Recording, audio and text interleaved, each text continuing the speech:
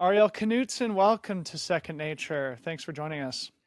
Yeah, thanks for having me. Stoked to be here. You are, of course, the CEO of Oiselle. We made our connection through our mutual friend, Jess Fiaschetti, who does some PR work for your business through outside PR. We're very happy to meet you here today. Grateful you would join us here on the podcast. I was thinking about where we could start, and I thought one thing that would provide an organic launching off point is something that Aaron and I talk here on the podcast a lot. That is just the value of being a practitioner in the industry that you operate within. So obviously Oiselle, very well known as a running apparel brand that focuses especially on empowering women in the sport. You are a female runner yourself. So talk about your relationship with sport and how that has in some way created the conditions for you to assume the leadership role at Oiselle. I was always an athlete growing up, but started in gymnastics. So very different sport than running and the endurance sports that I play now. I call myself like an adult onset runner because I started running in my mid 20s ish. Um, and fun fact, prior to that, I actually really didn't like running that much at all, or so I thought. I got involved in the sport upon some peer pressure from my sister-in-law, who was like, "You got to run a half marathon with me. It's so fun." And I kind of just did that first one to honestly get her off my back and check the box. But once I did it, it's like I'm halfway to a marathon. I'm supposed to want to do a marathon, right? So I ran my first marathon, and the rest is history. At this point, I've run I think it's 7 marathons, but I've done 9 full Ironmans, countless halves of each of those. And so I got pretty involved pretty quickly because I just really enjoyed the aspect of finding out what I was capable of. With each training cycle and each race that you do, there's a lot of self-reflection and exploration, and like what am I capable of and what is possible with the right training, the right conditions, the right information. And as you both know, and your listeners I'm sure agree, that just the community in the endurance sports space is so great. So I am all in.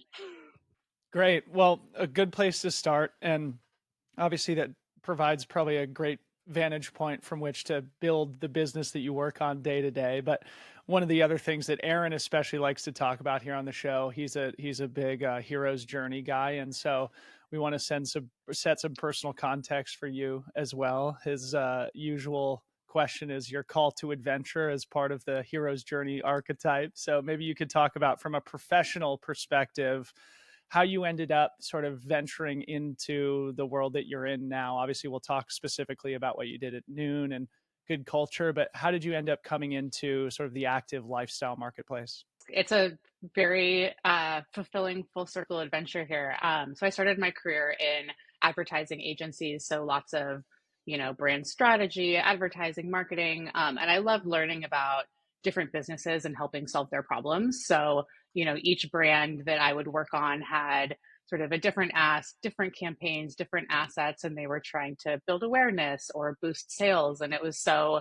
I love the collaboration agency side where you're like really collaborating with a lot of people that think in different ways, and have different roles and responsibilities, and seeing all of that come to life was super rewarding. But of course, there's brands or products that you feel personally passionate about, and that was incredibly fulfilling. And then there would be brands or services or products that we were working on that are fantastic and wonderful, but that I didn't feel personally connected to, like software, tech services. It just wasn't something that like lit me up personally. Um, so after many years in that agency space, I decided that I really wanted to make the move to jump brand side and find a brand that I personally believe in, that I could hold the same type of role with. And it was around that same time that my sister-in-law had asked me to run my first half marathon with her. And so I started running, and I, got super involved, and I was like, I really want to work in outdoors and active lifestyle in the running community. And so back in 2011, 2012, as a way to both meet women who run, so make friends that I could go on runs with, but also to try to network to land a job in the industry. I joined Oiselle's ambassador program. So Oiselle had, today we call it Volet, and it's a group of everyday runners across the nation that we support in, running endeavors, and we build community together. Back then, I think it was called Oiselle Racing Team, but I lived in Seattle. Oiselle is a Seattle brand, and so I, followed all these women who were part of their program on Twitter and sent them an email and said, I'd love to be part of the team. And they said, awesome, join us. And so in the following months, I met all of these amazing women who are not just my running friends now, they're my best friends. And I also networked my way into a job at Noon Hydration, which was my first brand side role, and my entry point to the industry. So you came into that as the director of marketing for Noon, is that correct? I came in as like a marketing manager role. Honestly, at the time, Noon was very Noon in 2012 is very different than Noon today. So it was a very startup environment, small team. And yeah, it was amazing. That's so cool. And also just thinking about how, like you were saying before, you were on the agency side and you found brands that you were working with. I feel like the hardest part from being in the agency seat is that you can pitch the best idea in the world, but somebody on the brand side has to, agree with you that that idea makes sense and then follow through and have the same conviction that you have to get the job done. Whereas on the brand side, you can actually just say, this is what we're going to do, and I'm going to make sure it happens. Does that track for you as well? Oh, absolutely. And the other part too is just, being brand side, you're so much deeper in the brand's business and the brand's customer. Being on the agency side is fun and thrilling and fast paced because you're working on all of these different things all at the same time. But being able to really understand a brand end to end and not just be focused on how it goes to market, but understand the inner workings of the team, the culture, the operations, the distribution, and the longer that I've been brand side, the more I've realized that I and many other people too just like thrive having that much more information about the business because it helps you to make better decisions, solve bigger problems. So, absolutely, brand side for me is where it's at. Let's come back and talk more about that in a bit because I think that would be fascinating as it relates specifically to Oiselle. But sticking on what you just said, I'm sure the listeners would love to hear you draw the comparison and contrast between Noon of 10 years ago and Noon today. Obviously, it has grown from being, obviously a very simple product. I'm a massive user and fan of Noon, but I'm sure our listeners, have grown to see it in all their neighborhood shopping, grocery stores and markets. And obviously it's something that's specific for running application, but also like personal health. And so the lessons that you learn from scaling that simple business to what it is today, being ubiquitous across the country. When I started at Noon, the team was fewer than 20 people. I want to say we were about 17 people.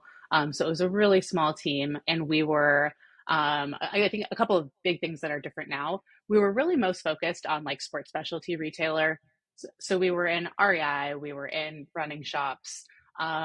We had just entered some grocery stores, but we really weren't everywhere at the time. And a lot of the reason for that is we'd actually grown up mostly as a cycling brand. So we were more predominant in cycling and in adventure racing than we were in running or triathlon or other sports.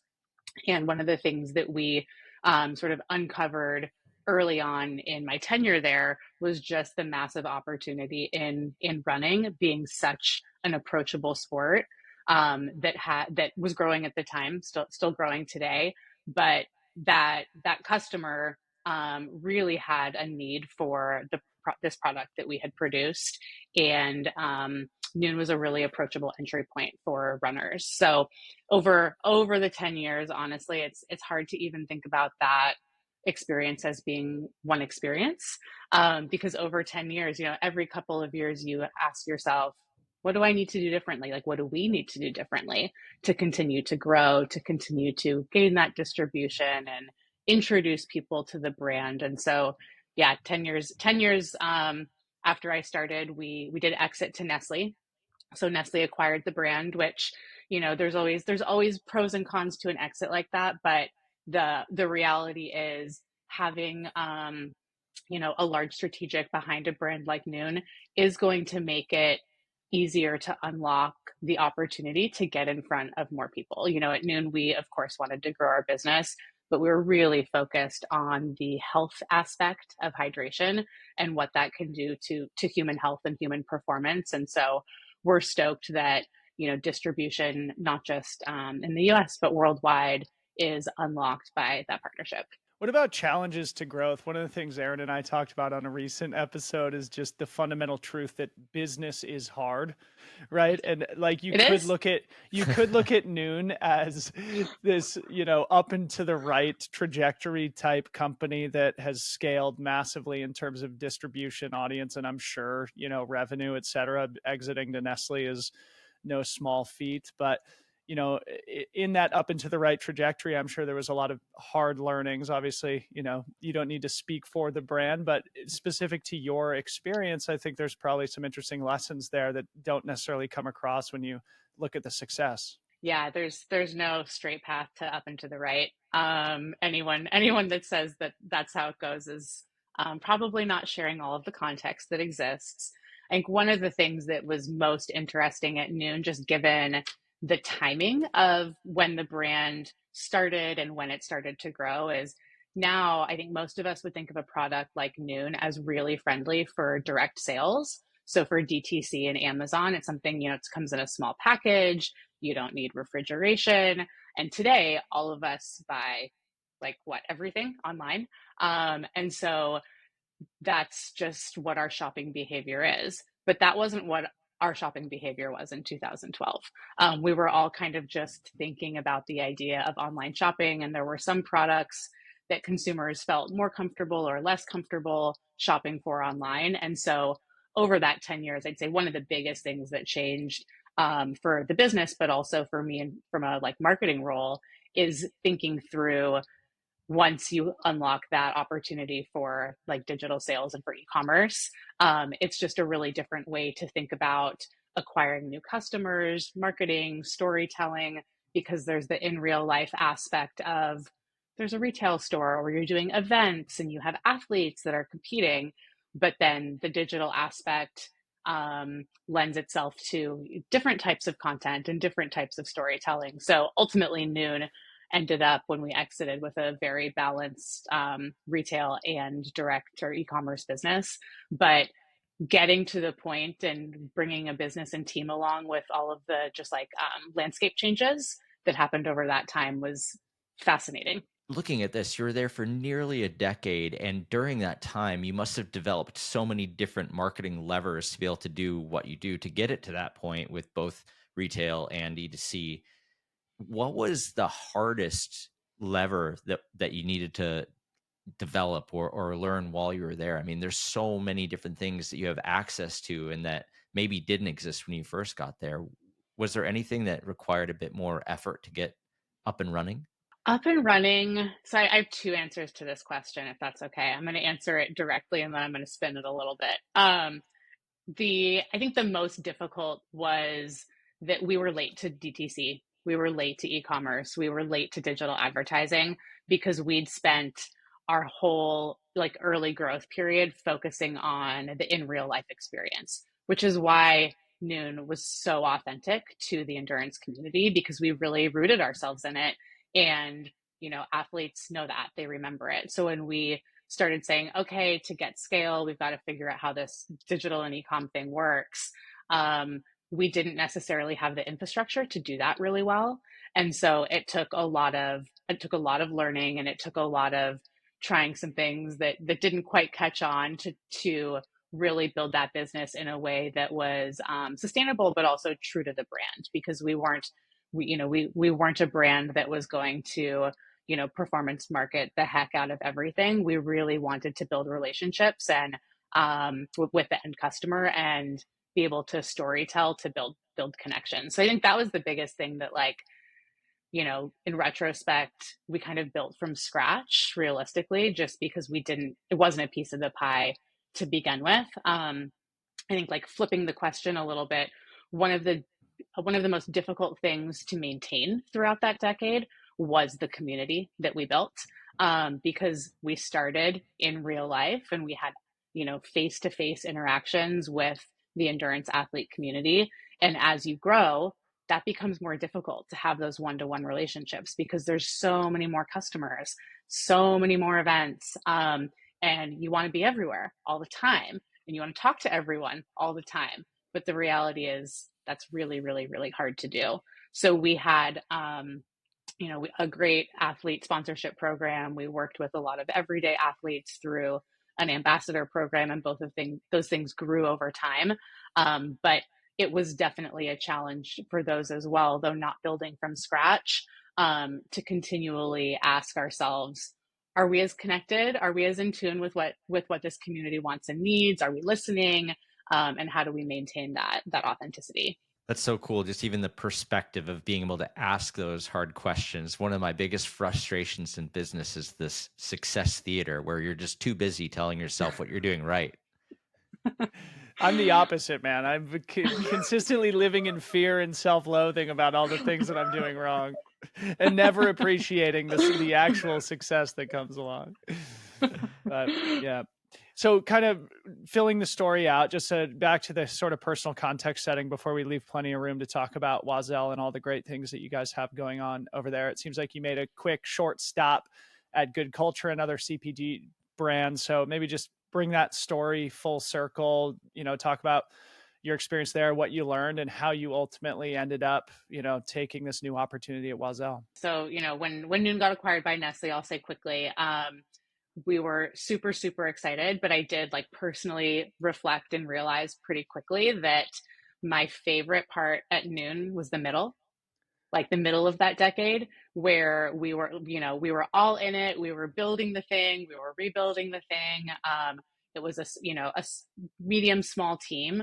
And we were really focused on how do you start growing and scaling and getting that flywheel to move. And that of the decade, that was my most rewarding part of it personally. So, being a small brand within the Nestle ecosystem did not and would not allow for the same kind of leadership and collaboration and just even agility and work style. And so I made the move to go to Good Culture. Good Culture is a cottage cheese company. So not like the sexiest of categories on earth. But it was a really interesting challenge that Good Culture was and is a very disruptive brand in that category. It's like a pretty boring category, all things considered. There's a lot of bigger brands or sort of store brands, generic brands, and there's not a lot of differentiation between the products that all sit in that space. Good Culture is a brand that is really doing things differently from a sourcing and manufacturing and quality perspective. And so coming from Noon, where storytelling about the brand, our product, our customer was really, really important, I just saw this huge opportunity for Good Culture to talk more at a brand level about what's our mission, what are our values, how are we doing things differently, to be able to connect with the end customer because customers care about that. So I was there for about a year, and honestly, amazing team, amazing brand. And it was very cool to see once we really thought more about brand first, the impact that we had on retail and just velocity overall. One of the things I got to ask you about, you made cottage cheese appear on TikTok. There's a Morning Brew article called "How Gen Z and Social Media Are Driving the Resurgence of Cottage Cheese." And just full disclosure, I'm on a big cottage cheese kick right now, and actually, Yeah. It is Good Culture. That's my Yeah. one. But I just want to, because a lot of people are trying to figure out TikTok or short form content or how to create these trends and everything. Can you just talk a little bit about how you made that connection and how that all came together? Trends don't happen overnight, even though it seems like they do. So, to all of us over here, it's all of a sudden cottage cheese is all over TikTok. And it's what happened that brought this to life? It's crazy to think about. but they really don't happen overnight. It's really like, this brick by brick mentality of working so hard day in and day out to like try to get it to click, to try to get the momentum built. And so for a long time, even, before I joined the team, so I cannot take credit for all of the TikTok madness that ensued. Good culture was really focused on the quality and like the nutritional value of the product. So it's really high in protein. And that's something that lots of, influencers who are focused on recipes and nutrition are focused on. So there had been a lot of different like recipe innovation that Good Culture had done over the years to try to incorporate cottage cheese and the nutritional value into meals. And what I would say is, did we create the TikTok trend ourselves? Not independently. Of course, we were playing a part by working with influencers and seeding recipes and pushing it along. But it's like it was the perfect intersection of sort of like luck and opportunity where the brand was ready for it. And we had the distribution and we had the marketing and we had the brand identity for all of those things to click. And this moment that could have just been one moment in time became a sustainable trend. That's why people listen to Second Nature. How to go viral in cottage cheese TikTok. Here we go. Yeah. Okay, so Secrets. now, moving to the Oiselle story, maybe starting from the beginning. Prior to your arrival, I believe there was an M&A process that happened. It was called a merger with John G, another cool, exciting, up-and-coming apparel brand in the run space. Actually, Dave and Mike, the co-founders of John G, are avid listeners to Second Nature, so shout out to those guys. So maybe you could inform the audience a little bit about what that process looked like, even though it was before your time, and ultimately like what compelled you to assume that leadership role, whether it was a recruiting process or whatever. So in February of 2023, John G and Oiselle joined forces. And there's, the partnership is in play now. I think, like you said, I wasn't a part of it. I wasn't here at the time. But I think the thesis overall was just that for two small brands who are in the same space, who are mission driven, but who also serve a unique purpose, and like our missions are different, there's a lot of synergy at play and even a lot of just learning that can happen back and forth when we think about growing both businesses together. So right now, and for the foreseeable future, both of the brands really operate independently. So there's not a lot of shared roles. The product teams, the marketing teams, even how we think about distribution is pretty different because John G has a bigger retail presence, or bigger wholesale presence, I should say, than we do. We're much more primarily direct and starting to move into wholesale again. That said, small brand life can be really tough when you think about subject matter experts and what's the best system or software or partner for any given thing.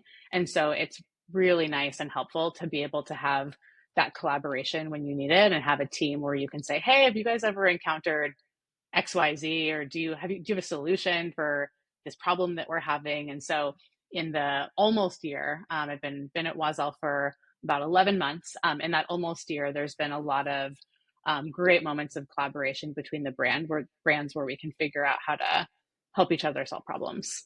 So, but how did you end up in the leadership role? Did they initiate a process to like an executive recruiting firm that reached out to you? How'd you end up in the role? Yeah, so I ended up in the role. They did reach out, but this will be another sort of like fun full circle moment for listeners. When I left Noon, I interviewed for a role at Rumble. I don't know if you guys have talked to Wiley Robinson. We both know him. We know Yeah. the brand well. Okay, Yeah. awesome. Yeah, so he's the CEO and founder there. So I interviewed for a role there. They're in Portland. I'm in Seattle. Wasn't in the cards to relocate at the time, and ultimately didn't work out, which was okay. I love Rumple. Wiley's awesome. And we kind of kept in touch from that point forward. But he crossed paths with Dave Spandorfer, who's the CEO and co-founder at John G. And Dave said, hey, we're looking for a CEO. We've been looking for a while. Do you know anybody? And Wiley said, oh, I know this woman, Arielle. Not sure if she is interested because she took this job at Good Culture, but why don't you reach out to her? So Wiley ended up connecting me with Dave after they had been searching for, I think, several months for somebody to fill the role. And it was awesome. It was just meant to be. Very, very cool. So one of the things that I am personally very curious about is obviously we've established that you've had a very successful track record at Noon, at Good Culture, but stepping into the top spot, the leadership role, the CEO, probably stretches you in new and unique ways. We began our conversation with you talking about coming onto the brand side was great because you have to learn every part of the operation top to bottom. That's probably even more the case when you're the CEO. In what ways do you feel like you've been stretched the most, or in what places have you felt like you've needed to grow the most to be a competent leader? I feel really lucky that I've had the experiences that I did at Noon and Good Culture, both just like coming into the role. I think Noon was more of that, just like crazy depth in terms of like what I understood about Noon's business. Being there for 10 years, ultimately at the end of that, it's like all of the millions of decisions made and mistakes and wins. It's like being able to see something through end to end that thoroughly was incredibly valuable and confidence giving stepping into the Oiselle role. On the total opposite flip side, I was at Good Culture for just about a year. And Good Culture, though, also, sort of in the food and bev category, like Noon, dairy is very different sourcing than making electrolyte tablets. It's a refrigerated product. So like logistically, manufacturing, supply, that's a very different world. And so even just the process of, okay, I'd been in this position for 10 years that wasn't easy, but it also wasn't uncomfortable because it wasn't always new. And I knew my resources and I knew my team, to stepping into this very different world where it was like, okay, I have to learn everything. And just the process of having to put myself in that position where I had to learn, I had to take input, I had to really prove to myself that I could like kind of keep moving forward with it. That honestly is what gave me a lot of confidence to take on this role at Oiselle, because I went through this period of super insane rocket ship high growth, but also in this space that was completely new and different to me. And the reflection that I kind of kept having was, okay, if I'm good at learning and I'm confident about learning, then I think I can do this. I think, that so much goes back to whether it's me or anyone, when you're leaning into a new position and going to be stretching yourself, you have to be able to separate how that feels uncomfortable from like kind of the facts. And when I thought about what I could learn, what I had learned in the last decade, what I had proven to myself and to others, it was like, okay, I have to focus on learning and I have to be really aware of the things that I don't know so that I can ask for help and I can find out. So speaking of the things that you didn't know, and you've touched on this, right? The CPG game is different than the apparel game, I'm sure. Ours being a professional audience, I'm sure they would love to hear you speak specifically about that. What about the apparel space has been new, challenging, difficult, and unique? Yeah, I mean apparel, period. Apparel's tough. Apparel is a very different mindset, both from marketing and from in production, than food and bev. Food and bev, once somebody likes your product, they're going to, hopefully they're going to consume it regularly. So when you think about just how much are they buying, how frequently are they buying, how often do they need it? You can make some assumptions if, Aaron is having, Good Culture cottage cheese every single day now because that's his new habit. We can assume that he's going to be buying, 2 tubs per week.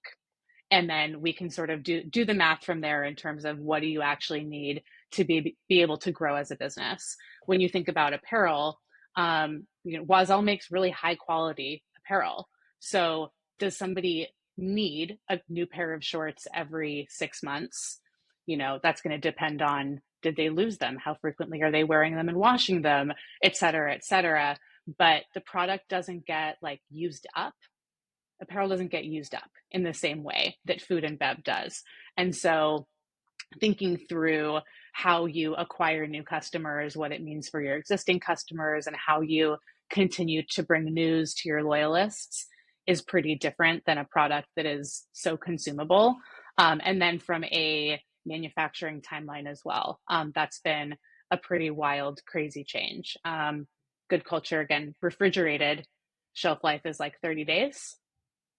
And so you're just constantly producing so that you have product to bring to retail for somebody to buy. Apparel, we have 2 seasons, spring and summer and fall and winter. And that's what our customer expects. And that's what our retailers expect. But when you think about the whole like backing out from those seasons manufacturing process, you're looking at an 18-month lead time from the time that we design something to we select the fabrics, and then we make samples, and then it actually gets produced, and then it gets shipped. And so it's a much, much longer time span that you have to be forecasting for than in this food and bev world. One of the things, just going into how to get the community excited and how to really just inspire people to come in to the brand, you have you talk about the mission being kind of threefold, right? Make great product, improve the sport, and build the sisterhood. And those seem to be kind of the three levers in terms of growing the brand and the business. How do you think about that when it comes time to actually allocate resources? We look at all three of them as independent, but also as intertwined. Great product is essentially what we're selling. That is the business part of our business. That is what we're bringing to market. But through great product, we do the other two, and sort of vice versa. None of them are completely siloed in how we resource or in how we think about them. And if we build the sisterhood correctly, that's really focused on building community, and making, creating accessibility and community around the sport with your everyday runner. Improving the sport is really about the breadth and depth more in the elite field, so that the sport of running continues. And, if you're running, whether you are building the sisterhood or improving the sport, product is necessary to do that well and to feel good. So it's a trick question or trick answer where the three are not really independent. They all really rely on each other to keep moving and keep going.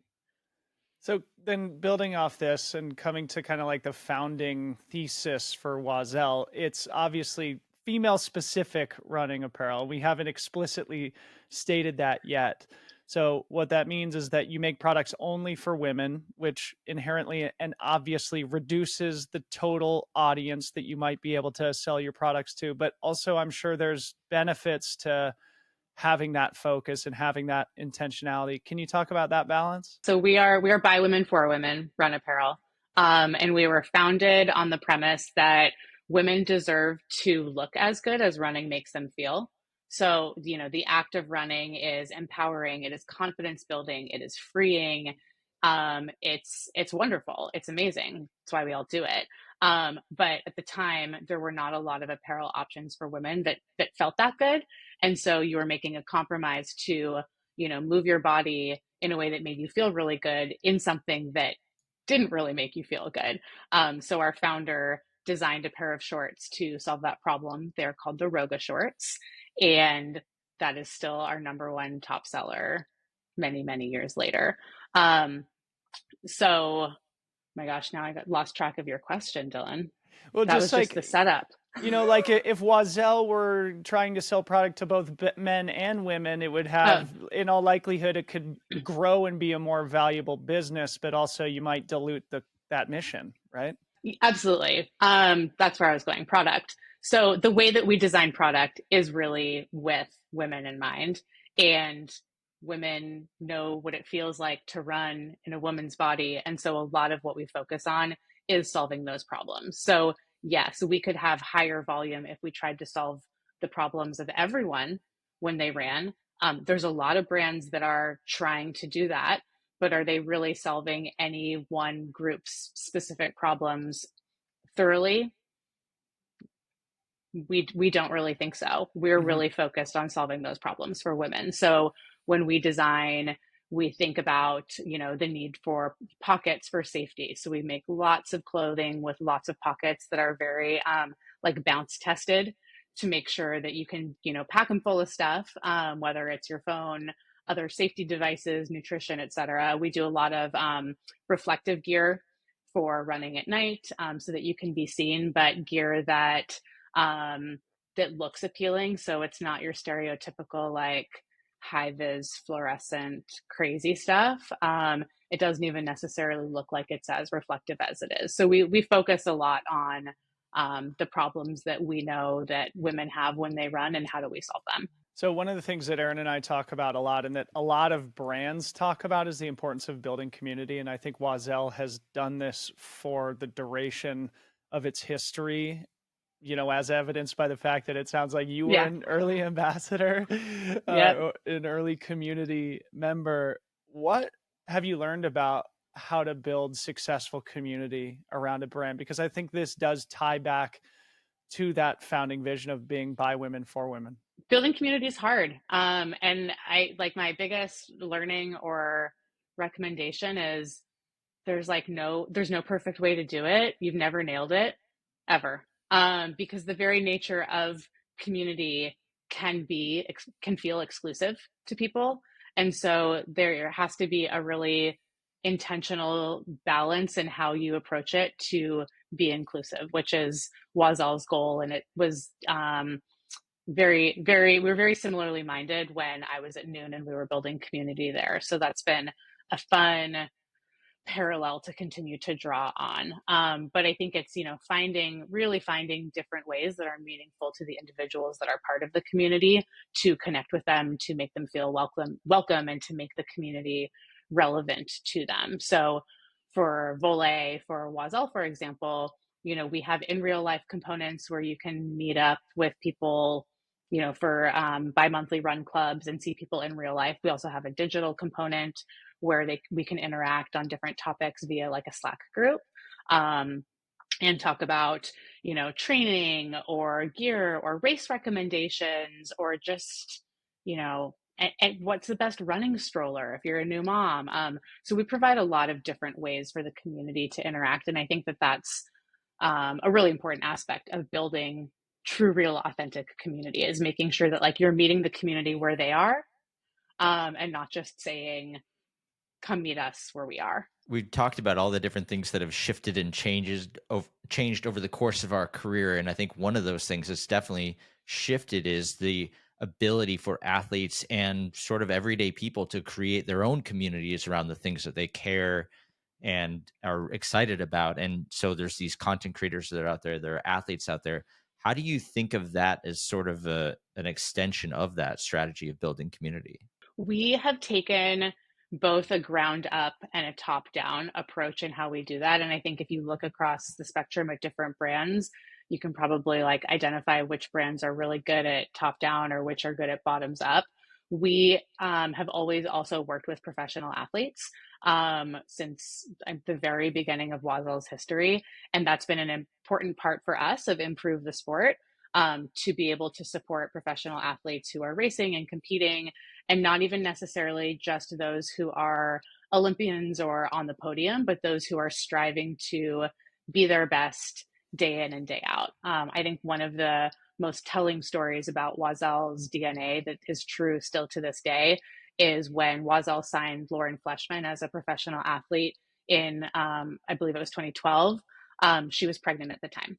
So she was not going to be racing that season, or not going to be racing to stand on a podium. She was going to be racing to be her best. And Oiselle said, we care about you as a person. You are meaningful as a person, whether you are racing or you are running or you are building community, we want to work with you. And so I think that's a really telling approach, and has been really consistent with how Oiselle has approached that sort of, I'll call it top down, in how we look at the value that elite athletes bring to our program. We also do the bottoms up with Volet, where we work with everyday athletes across the country. They can opt into the program and have lots of opportunities. So I think one of the really unique things that Oiselle does is we create opportunities for those two groups to interact. So this year for Volet, Lauren Fleshman offered writing workshops so that our everyday runners had the opportunity to talk to her about, writing, and she hosted very formal workshops to help them along in their own writing journey. We've also worked with Kara Goucher this year and done Fast Girls Live. So during the pandemic, she started highlighting high school track and field athletes, women, girls who hadn't had a platform to talk about their racing, their performance, where at the time lots of the boys athletes were getting more primetime space. And so we've at the Boston Marathon, at the at the marathon trials, we hosted these events where we brought Kara into the community, invited Volet, and had her interview high school athletes. So we create yes, there's the levels, but we also create the space for them to interact and actually connect with each other. And I think that unlocks a lot of just authenticity and also inspiration for both parties. Like we hear from Volet that they love meeting Lauren and Kara and our athletes because it's so inspiring to get to see them face to face. But the same goes the other direction. It's really confidence building for Kara and Lauren to be able to interact with the everyday athletes and be grounded in their experience as well. I think we need to add New York Times best-selling author. Yes, we do. We Lauren, absolutely do. Right? I mean, viral podcaster Kara Goucher too. Yeah. There you go. There you go. Well, and I think that's important context because we talk so much on this pod, especially about athletes and their platforms and everything. And what's interesting is that when you talked about the two top athletes on your roster, there was so much more to talk about than just their athletic achievements. Yes, of course, they're amazing athletes, but they have so much more to offer. And it's so helpful when brands identify that and then plug that into their marketing mix, because it would be easy for you to just focus on their athletic achievements. But the fact that the work that you're doing, marketing and utilizing your relationship with them, is so much more about the whole picture and what they really can bring in a more meaningful way, aside from just how to coach people to be faster or whatever. There's so much more to it at this stage. That's so cool. At the Nest, that's Oiselle HQ, we call it the Nest. I would say that we talk about our athlete stories more than we talk about their results. Of course, we cowbell hard for our athletes, but we really talk about how are they doing as people? What are they interested in? Like their stories are just as meaningful to us because that's what inspires other runners to get involved. So where I was going to go with that, and I'm sure you've got really interesting insights on this, something we talk about on the show quite a lot, is the difference in the balance between brand marketing and performance marketing. The athlete side of things is usually in the brand marketing equation. And also you have to bang the drum about being by women, for women, as a way to establish your mission and ethos to engage a consumer, but also being D2C first. You probably have to do a lot of those measurements around customer acquisition cost, lifetime value. And so there is like a interesting balancing act there. Is there anything that you've learned over time between the two that, maybe that you're applying to Oiselle in this current era? I'm just a big believer that those two strategies are not separate and unique. Performance marketing plays a role, brand marketing plays a role, but they're not. A customer or a potential new customer is influenced by the sum of everything they're going to experience from your brand. And so very, very, very rarely is it the one thing that actually got them. I'm a huge proponent that the brand marketing and that level of storytelling and mission and values and athlete marketing really, really feeds performance marketing in a meaningful way. And it is what makes performance marketing for a brand scalable and sustainable. Being too all in on performance marketing, from my perspective, is more of a like quick trick, but that well can run dry really, really quickly because customer behavior is fickle.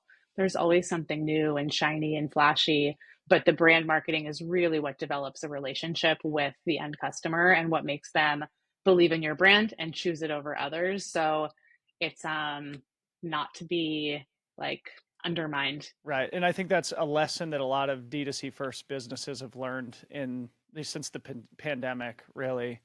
And maybe a good example of this would be what we were talking about before we pressed record on the event side of things that you guys are doing, sponsorship related. So maybe inform the audience about what I'm talking about there and how that's supportive of like building the brand and connecting with a potential customer. So we are super excited about some event partnerships that we've had going on and that are upcoming. They'll probably will have happened by the time listeners are listening. That really illustrate Oiselle's values and our mission to improve the sport and build the sisterhood. So when we think about this brand level marketing, that's really generally the themes that we're talking about is improving the sport and building the sisterhood. The specific product is a little bit separate from there. Over the summer, we were the presenting sponsor for the Women's Decathlon World Championships, which was a super, super incredible event and the first, because in the Olympics, there is no decathlon for women, which is crazy to think about that's still the case, that women cannot compete in the decathlon at the Olympics. And the decathlon is generally called like the world's greatest athlete. And if there's anything that we've learned by this point in 2024, it should be that women can also be the world's greatest athlete. So we, along with other brands, hosted this event, and it was amazing to invite women out to compete and just to feel the momentum behind the event and to really prove that this is an event that should be considered in the future. So we're hoping that whether it's in the next Olympic cycle or in a couple, because it can take a lot of time to make that kind of change, that decathlon becomes an event for female athletes. So that's a big one where I think Oiselle has done a nice job of really putting our money where our mouth is and saying, how do we actually improve the sport? Not just like serving digital ads on Facebook and Instagram, but how do we actually get in there, get in the community and create better accessibility that's going to change the trajectory for female athletes. On the sort of other end, we are also a sponsor of Athlos, which is a new track event that Alexis Ohanian is hosting that really centers the female track athlete and creates this whole experience around it. It has the largest prize purse for a women's only track meet, and 10% of I believe net proceeds from sponsorships, but also like concessions and everything that happens at the event will get passed back to the athletes who are racing. So it's where I was talking about top, like bottoms up and top down a little bit earlier, and I think like the Women's Decathlon World Championships is a good sort of like ground up example of like, it was a smaller event. And it did, because it was sort of the first of its kind and it didn't have necessarily Alexis Ohanian fundraising or funding, I should say, behind it. The way that it played out had this like groundswell of momentum. Athlos is kind of the opposite, where it's going to be shown on, I think, like 4 different broadcast networks.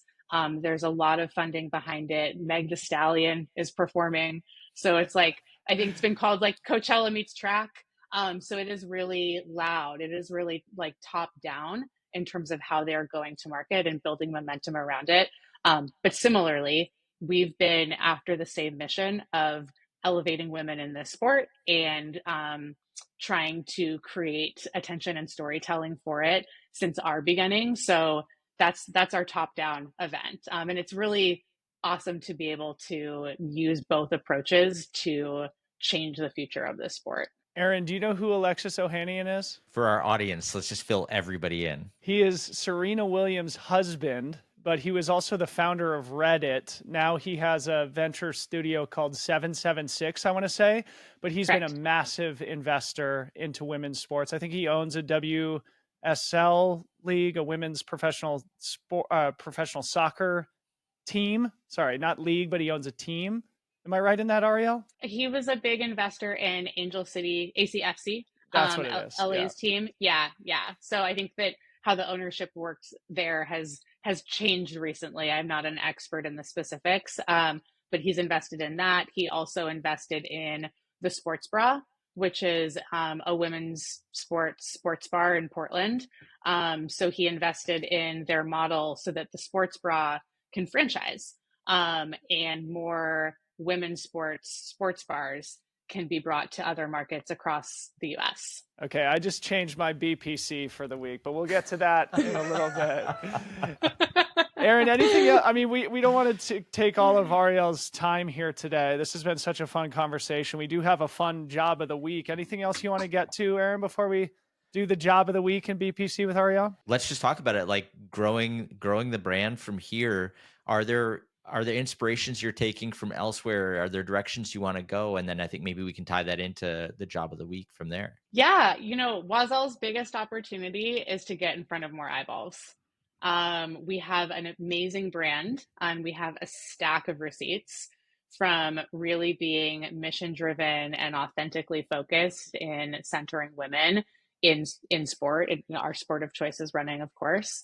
And we just, in the last many years have not focused on growth. We've not focused much on awareness. We've focused much more on the community closest to us. And with the momentum that women's sports has, and it's not slowing down, there's never been a better time for us to think about growth and to think about introducing more people to the brand. And to be clear too, growth to me does not just mean performance marketing, churn right now. It really means, like, on a brand awareness level, how do we invite more people in to our brand and tell them what Oiselle is all about? Yeah. So we are in search of a new marketing director at Oiselle, which is incredibly exciting.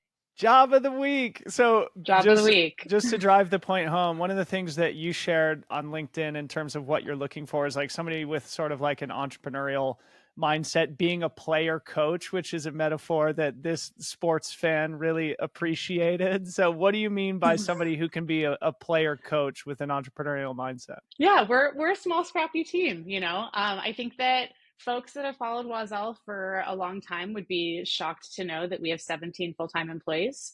I think that people would assume that we are a lot larger than we are, and we are lucky that because we're so mission driven, we get to punch above our weight. But I also talked earlier about my preference and work style is I love this phase for a brand. I love being in it and building it and rolling up your sleeves. And as an example, we had a big warehouse sale over the weekend, and I volunteered to take all of the garbage home, so that, because the team didn't have to deal with the garbage, like the actual garbage, the boxes of recycling and excess plastic, and that just accumulates. So a player coach in this world is just knowing that because we're a small team, there's no job too big, there's no job too small, we're all in it together. And so we have a very like roll your sleeves up mentality, and whatever needs to be done is what needs to be done. And that's what we focus on. So we're a pretty flat team. There's not a lot of hierarchy or process. And sometimes that's great, and sometimes that's hard. But that player coach mentality of, I can lead and I can coach other people to get it done, but I'm also really conscious of being part of the solution myself is an important balance. Not too proud to do the work also. Very, very cool. So our closing segment here, Arielle, brand, product, content. This is our way of just highlighting something interesting that caught our eye this week. You being our guest, tell us about an interesting brand, an interesting product, or an interesting piece of content that you've noticed recently. I'm not sure if this actually qualifies, but I'm going to go with it. I've been really interested to see how Ironman has followed the World Championships in Nice. Because this whole concept of Ironman separating the women's race and the men's race, holding them at different times, flip-flopping the location, I think there's so many pros. There's also so many cons. And I don't know that I have a super baked opinion on this weekend yet, but I've been really focused on trying to consume everyone's content who was there, who was on the ground, who had the experience, also not being there, understanding, and seeing what got produced from it. And I'm still baking my opinion, but I've been like really hyper dialed in, especially in the last 24 hours, trying to like replay it all. That definitely qualifies for BPC. It is really really interesting, and I was certainly somebody who was following along. Laura Phillip taking home the world championship over the weekend in the women's race, and yeah, it's something that we were talking about. I was at a trail race this past weekend too, and there's a new phenomenon where obviously when you do a mass start like most trail races entail, the women's race gets mixed in with sort of like the middle of the front pack of the men's race, and therefore Mhm. it changes the racing dynamic. So the last 2 weekends there's been two really big and important short distance races, one that held the men's and women's races on separate days, and then the one that happened this weekend in Mammoth, the women had a 20-minute head start and therefore didn't have to really have their racing dynamic impacted by the men's race. So I don't know, a lot to unpack there. And yeah, you could see how it could also make things a lot more logistically complicated for race directors, maybe even more expensive. There's downstream implications that you don't think about, but the spirit of it is positive, right? Empower the women to Absolutely. have their own race. Really, really cool. Absolutely. Lucy, you want to go next, buddy? Okay, well, I was trying to put one here that is sort of in line with what we've been talking about. And just as a side note, in this week's newsletter, I'm going to share my cottage cheese pancake recipe. So using good Yes. culture, got to represent. Yes. No, but I think for real, one of the things that I absolutely love is just like I'm a complete nerd when it comes to books, and I'm always collecting new ideas and new titles to pick up and stuff. So the next book that's actually on my list is Lauren Fleshman's book. It's called Good for a Girl. And I'm really fascinated to read this book. It's been on my list for a really long time. And then when I found out we were going to actually have you on the pod today, I'm like, okay, I got to read this book. So a lot of people that listen to this pod take the reading cues from us. So we're gonna collectively as a community read that book next. I think we just finished Tony Fidel's book Build, and now Lauren's book is up next. So that's my BPC this week. All right. So as I said, I changed my BPC because Arielle inspired me or reminded me that I listened to a really interesting podcast with Alexis Ohanian recently. He was on the 20-Minute VC podcast, most commonly known as the 20 VC podcast, which is usually very deep in the tech world. And obviously, I'm not a tech person, but as somebody who is building my own business, I'm always interested to hear how people in different industries are approaching it. And this one was very interesting and very relevant to our conversation today. Alexis talking about investing in women's sports specifically, and not only the value that's inherent in that from sort of like a social standpoint, empowering women, inspiring the next generation of female athletes, but also critically the capitalist motivation behind it to make money through women's sport. So those two things are not mutually exclusive. He's not investing in women's sport for philanthropy. He's investing in women's sport to earn a return, and he's been successful in doing so. So that's my BPC, Alexis Ohanian on the 20 VC podcast. Perfect. Arielle, thank you so much for coming on the podcast. Any closing remarks, any calls to action for people to go check out Oiselle? Just come join the flock. It's super fun and inspiring over here. So thanks so much for having me. This has been awesome. Great to connect with you both today. Thank you so much.